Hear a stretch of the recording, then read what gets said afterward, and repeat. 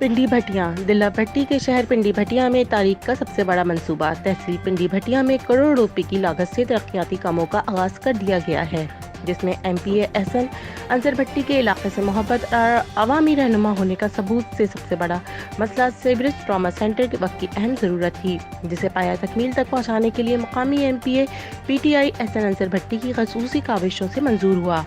پنڈی بھٹیاں جو کہ موٹر وے فیصل آباد پنڈی بھٹیاں اور لاہور اسلام آباد موٹر وے کے سنگم پر واقع ہے۔ اس موقع پر بھٹی برادران نے کہا کہ ہم اپنے آباء و اجداد کے نقش و قدم پر چلتے ہوئے عوام کی فلاح و بہبود کے لیے ہمہ وقت کوشاں ہیں۔ تحریک انصاف کے رہنما میاں اعظم انصر بھٹی، ایم پی اے میاں احسن انصر بھٹی نے دلہ بھٹی چوک پر جلسے سے خطاب کرتے ہوئے کہا کہ سیوریج سسٹم کی تعمیر کے لیے 26 کروڑ روپے رکھے گئے، اسی طرح ٹراما سینٹر کے لیے 7 کروڑ روپے مختص کیے گئے،